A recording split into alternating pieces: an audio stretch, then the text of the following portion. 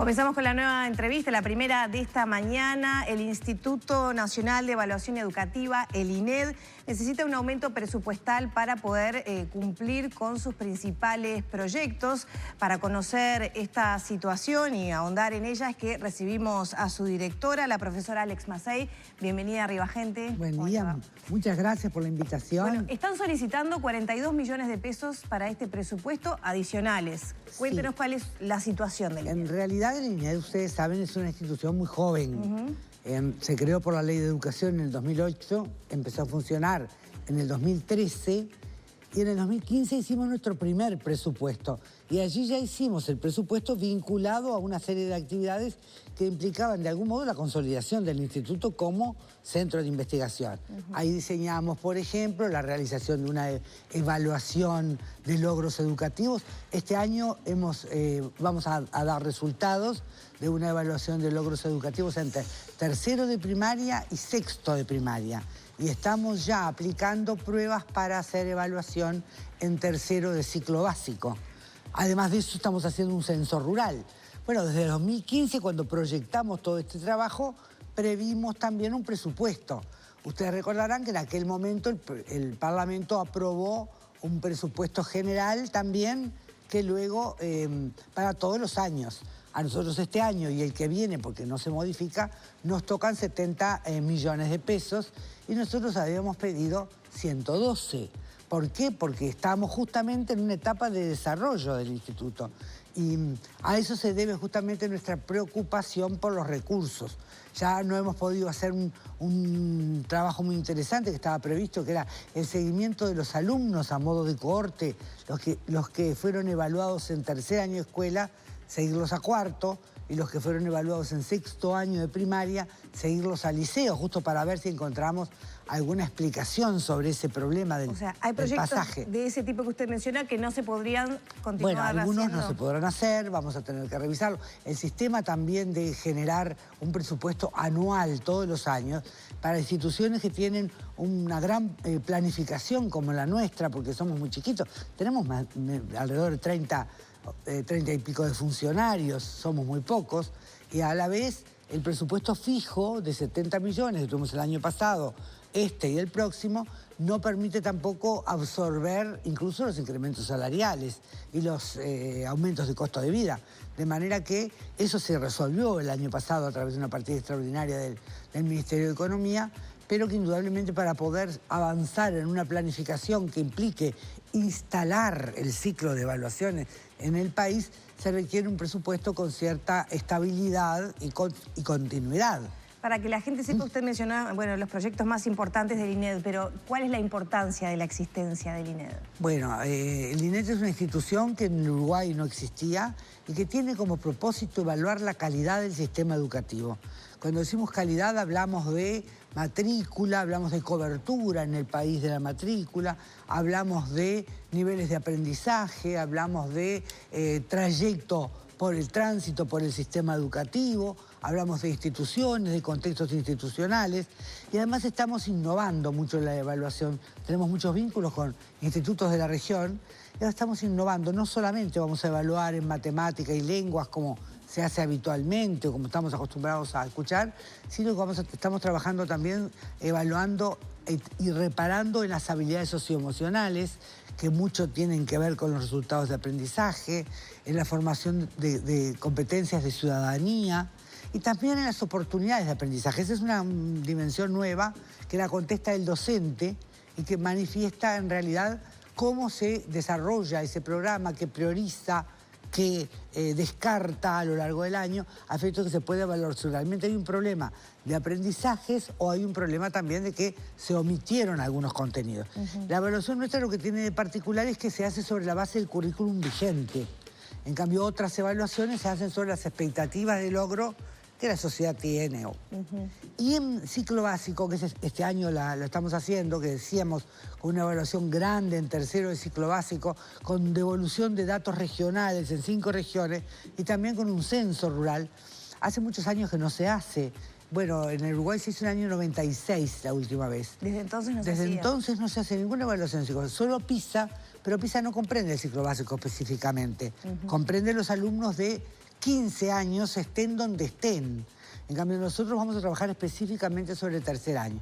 Y este es el piso del instituto y del país. Seguramente la utilidad del instituto será en la medida que se puedan realizar en forma sistemática evaluaciones que puedan ser comparables. Y ahí se podrán efectivamente medir los avances. También el mirador educativo, que los invito a que lo consulten y a que lo transmitan, que es un instrumento muy valioso que lleva el instituto adelante, justo está actualizado en este momento, y es el seguimiento de las metas del gobierno en educación. Cuando presentan el presupuesto se comprometen a ciertas metas y el instituto hace el seguimiento. O sea que ayuda a tomar definiciones políticas en base a evidencias, a conocer la realidad del sistema educativo, a mejorar y enriquecer los debates, ¿verdad? Este insumo informativo, ¿es tomado en cuenta por las autoridades? ¿Está siendo tomado en cuenta? Yo digo que sí, es tomado en cuenta por las autoridades, es tomado en cuenta por la sociedad en general. Podemos decir que el instituto en poco tiempo ha ganado un lugar muy importante en la sociedad. Nosotros tenemos también cada 2 años obligación de presentar un informe sobre el estado de la educación en Uruguay. Ya vamos por el segundo, este año estamos haciendo el tercero. Siempre es una cosa informativamente es un momento, ¿no? Claro. Cuando aparece, en el último recuerdo que hacían hincapié en que había avances, pero lentos, ¿no? Escasos avances de las propuestas y los objetivos tramos, educativos. En otros muy rápidos, como por ejemplo en preescolares, 3, 4 y 5 años, ahí estamos a la vanguardia de toda América Latina, ¿no? Pero, claro, tenemos los déficits en el egreso de bachillerato. La evaluación educativa que usted mencionaba, ¿está en juego con este problema presupuestal?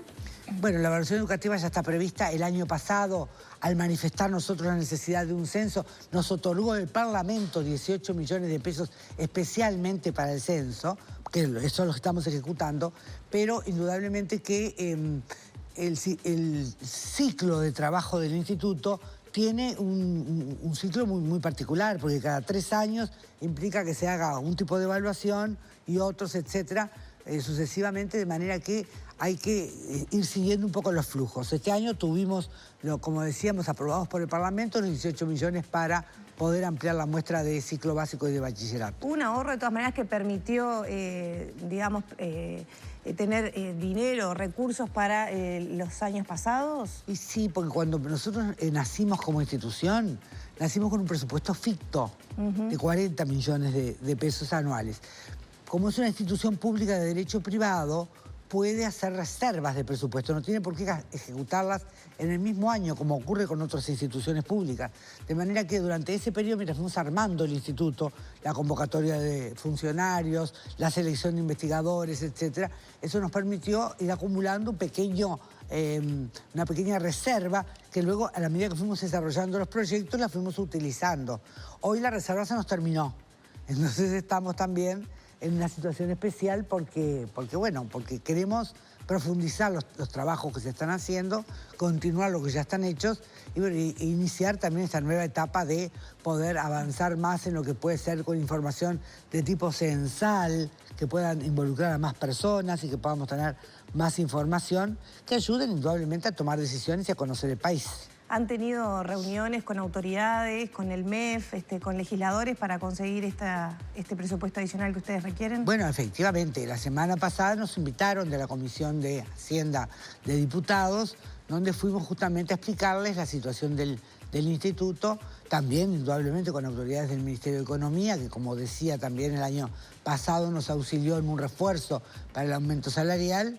Pero lo importante también en esto es tener continuidad, como decíamos, y tener seguridad de los recursos de que se dispone para poder diseñar estas actividades que son realmente importantes, pero que llevan su tiempo. El armado de un censo no se hace muy rápido. ¿Hubo algún compromiso por parte de algún actor del gobierno, del Parlamento? Bueno, todos muy entusiasmados.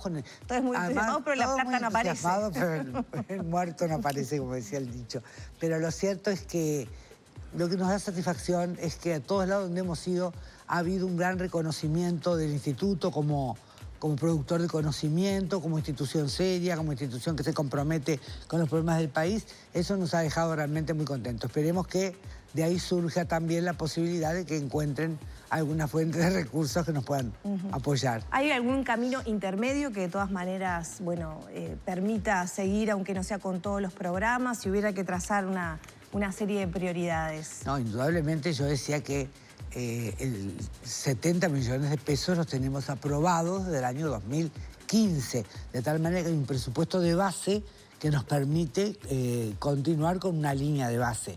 Lo que indudablemente es importante, algunas de las cosas que se habían planificado, como el seguimiento de los jóvenes, el trabajo sobre la territorialidad, seguimiento de algunas problemáticas de trayectorias educativas que requieren más recursos, esos no los vamos a poder hacer. Pero esperemos que encontremos alguna fuente de financiamiento y que podamos continuar. No es interés del instituto no hacer cosas, sino por el contrario. Para poder hacer esos programas que usted mencionaba, ¿se requiere más personal, más trabajo? ¿Qué se requiere? Y bueno, depende del tipo de programas, pero se requieren investigadores con formaciones, con expertise muy especial. Ahora, por ejemplo, estamos contratando personas que tengan más conocimiento vinculados al medio rural. Estamos haciendo también convenios, trabajamos mucho en el sistema de convenios con las universidades, con facultades, a efectos de poder obtener información entre las dos partes, que luego se puede usar también en las dos instituciones, que enriquezca la investigación y que a la vez también permitan que tengamos un compartir el conocimiento. También con Ceibal en este momento estamos haciendo una evaluación de habilidades que tienen que ver con el uso de la tecnología en los jóvenes en nuestro país. ISIS es un proyecto nuevo que lo estamos desarrollando conjuntamente y que además implica también un estudio comparativo con otros países del mundo y que para nosotros es muy importante ya que tenemos una fuerte apuesta a la tecnología. De manera que hay mucho por desarrollar en el instituto todavía. Como les decíamos, recién estamos en una primera etapa. Y bueno, y apostamos también a un crecimiento y a un lugar del instituto como el que tienen en otros países, ¿verdad? Bastante más importante, que pueda dar recomendaciones. Estamos trabajando también en comisiones que podamos lograr unificar definición de indicadores. Repetición para algún subsistema se mide de una manera, para otro de otra, por ejemplo, es un ejemplo, pero aspiramos a que el país tenga un juego de indicadores educativos que sean compartidos por todos los subsistemas y que puedan ser compatibles y que puedan ser comparables, cosas que nunca se habían hecho en el Uruguay. Había muy poca información, recién ahora se está incrementando la información del sistema. Sin información, ¿es posible planificar cabalmente y con buenos resultados? Me refiero a buenos resultados, buen diseño de resultados medibles y abarcables, ¿o es ir un poco como a ciegas, a gatas? No, indudablemente que la información es clave. Y hoy por hoy no hay política que no sea necesario que se apoye en evidencia. De ahí las investigaciones. En esta evaluación de logros que estamos haciendo, estamos también haciendo un seguimiento del clima de las instituciones educativas, incorporando algunas de esas cosas que decimos, bueno, los factores asociados a los resultados de aprendizaje, cuáles son y qué pasa en cada institución, la formación de los docentes. Se está desarrollando también, este año ya se está aplicando un piloto, una encuesta sobre salud ocupacional de los docentes. Todos sabemos que es una profesión que genera un gran desgaste desde el punto de vista físico. No hay ningún estudio en el país sobre esto aún. Y bueno, estamos apostando también. ¿Algún resultado? No, recién estamos empezando al diseño, como tú decías, ¿qué hacemos? Bueno, ya tenemos contratados un equipo de investigadores que acaban de elaborar un primer formato de piloto que se aplica en primer lugar para después ver qué grado de ajuste hay que hacerle para que sus resultados sean adecuados. De manera que estamos trabajando en todo eso. Cuando conocemos los resultados de algunas investigaciones, a veces enfocamos en lo más negativo, ¿no? Lo que a veces surge es como agarrarse los pelos, la educación está mal, hay muchos problemas. ¿La producción de información va acompasada de los cambios en el sistema? Le pregunto su opinión, que también es una... Bueno, yo te diría que todavía el instituto no ha podido incorporar algunas de las lógicas que quisiéramos, como por ejemplo el seguimiento de buenas prácticas, que en algunos países ha dado muchos resultados. Incluso yo vengo ahora de un seminario de la OEI, que se va a instalar dentro de la OEI también una metodología de abordaje de buenas prácticas educativas, porque no solamente se aprende también de la identificación de los problemas, sino también de cómo en algunos lugares y con qué recursos y en qué contextos y en qué situaciones se han resuelto. De manera que las buenas prácticas es importante. Lo mismo el seguimiento de información. Ahora hemos hecho una ronda de visita a todos los consejos y hemos pedido justamente un referente en cada consejo para tener una información fluida de todos los cambios que se van haciendo, poder irlos recogiendo en el instituto en la medida que se hacen, porque a veces es difícil también, bueno, como les ocurrirá a ustedes también, porque el sistema educativo realmente lo que produce son datos que tienen que ver con el registro de acciones, y transformar esto en información para poder interpretarla y analizarla es bastante complejo. Es otro proceso el que requiere. Por eso mismo, a veces podemos producir información y no ser tomada en cuenta o no tener la capacidad de utilizar. De manera que estamos en eso, pero como decimos, es una institución joven, nueva, y estamos contentos, tanto nosotros como quienes usan la información, que así nos lo han manifestado. Muchas gracias. No, a ustedes, encantada como siempre. Cerramos por aquí la entrevista con la directora del INED.